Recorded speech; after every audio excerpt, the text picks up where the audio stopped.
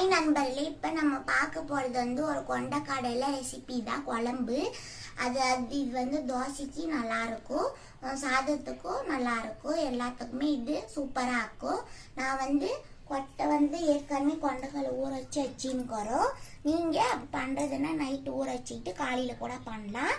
இப்போ வாங்க எப்படி பண்ணுறதுன்னு பார்க்கலாம். இந்த குழம்பு ஸ்டவ் பற்ற வச்சுக்கலாம். ஸ்டவ் பற்ற வச்சுன்னு தவா சூடேறட்டும்.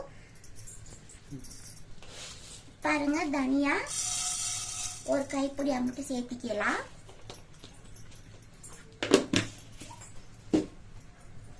சேர்த்திட்டு இது கூடவே மிளகாக்கு இதுலயே காஞ்சி மிளகா தொத்தெல்லாம் கட் பண்ணிட்டு நான் ஒரு 8 மிளகா சேர்த்திக்கிறோம். 8 மிளகா இதுல சேர்த்திக்கிறோம். சேர்த்துட்டு இது கொஞ்சம் நல்லா வறுக்கலாம். தனியா வாசனை வரணும். கொஞ்சோண்டு எண்ணெய் சேர்த்துக்கலாம்.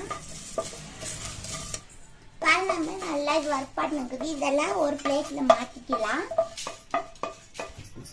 கட்டமா சோம்பு ஒரு 1/2 ஸ்பூனு, வெந்தயம் ஒரு 1/4 ஸ்பூன் சேர்த்துக்கலாம்.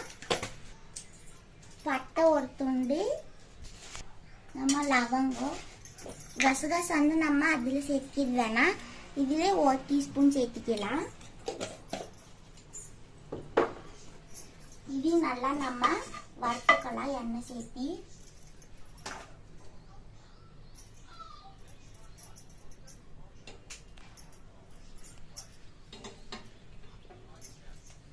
பாருங்க, இது நல்லா வறுத்தாச்சு. இது நம்ம பிளேட்ல மாத்திக்கலாம்.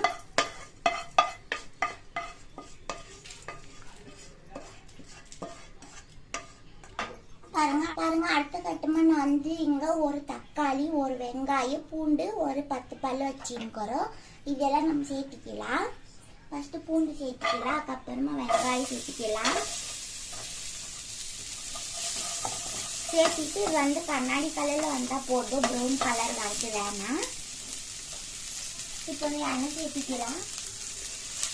ஒரு 2 டேபிள் ஸ்பூன் சேர்த்து நல்லா கண்ணாடி கலர் எடுத்துக்கலாம். பாருங்க நண்பர்களே, இவ்வளவு வெதுமனா போதும். இப்போ நம்ம தக்காளி சேர்த்துக்கலாம். ஒரு தக்காளி எடுத்து வச்சுக்கிறோம். நீங்கள் குட்டி சார்னா 2 கூட சேர்த்துக்கலாம்.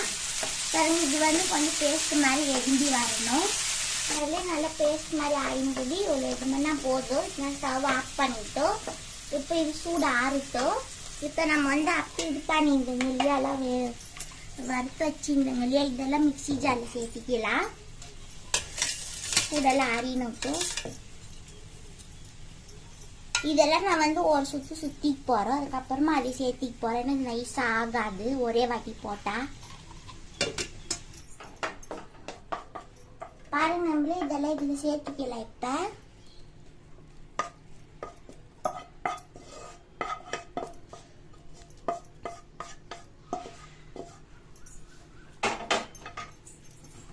எல்லாம் சேர்த்திட்டு கொஞ்சம் மஞ்சள் தூள் சேர்த்திக்கலாம். ஒரு 1/4 ஸ்பூனு. பாருங்க, மஞ்சள் தூள் ஒரு 1/4 ஸ்பூன் சேர்த்திட்டு புளி கரைச்சி வச்சுக்கிறோம். இது நம்ம நல்லா இந்த மாதிரி மிக்ஸ் பண்ணி அதில் சேர்த்திக்கலாம். புளிப்பு உங்களுக்கு ஏற்ற மாதிரி வச்சுக்காங்க. பாருங்க, புளி தண்ணியும் சேர்த்திக்கலாம் இதுலேயே.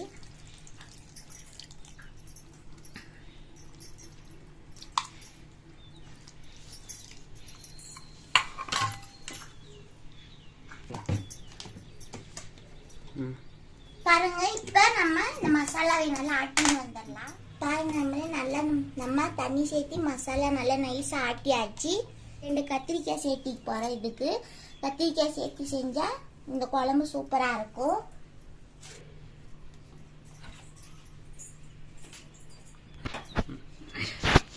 பாருங்க, நம்ம ஸ்டவ் பற்ற வச்சுக்கலாம். ஸ்டவ் பற்ற வச்சுட்டு குக்கர் கொஞ்சம் காயிட்டோம், காஞ்சிக்குது. இப்போ எண்ணெய் சேர்த்துக்கலாம்.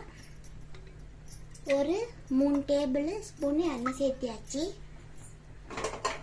இப்போ நம்ம எடுத்து வச்சுருந்தோங்க இல்லையா, கொட்டையோ கத்திரிக்காவோ இந்த மாதிரி தண்ணியெல்லாம் வடிஞ்சு பின்னாடி நம்ம இதில் சேர்த்திக்கலாம்.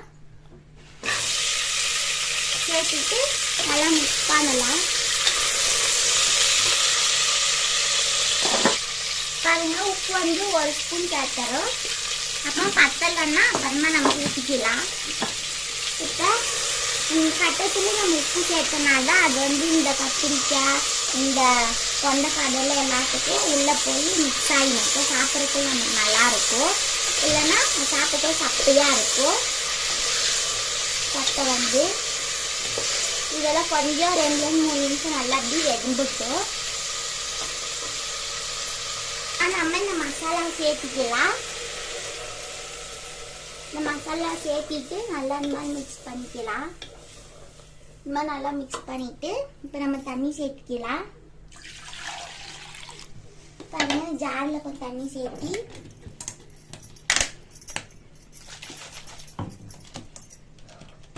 ஜாரை அழிச்சு நம்ம சேர்த்துக்கலாம்.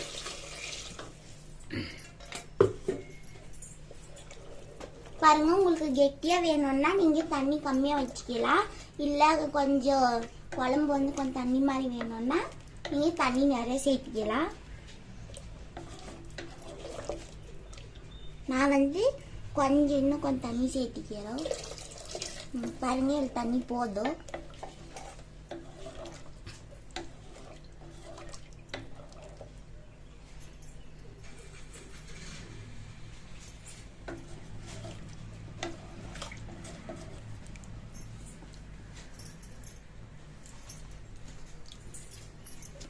பாருங்க உப்பு இன்னும் கொஞ்சம் சேர்த்துக்கலாம். உப்பு கம்மியாக்கிது.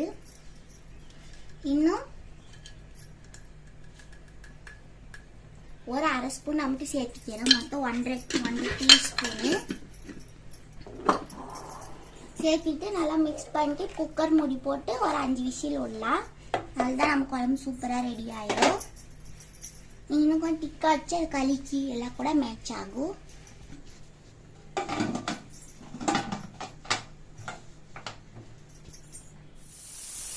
பாருங்க 5 விசில் ஆயிடுச்சு. விசில் நல்லா ஃபுல்லா போயிருக்குது.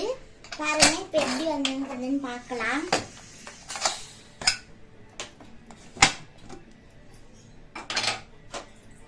பாருங்க இந்த மாதிரி வந்துருக்குது குழம்பு.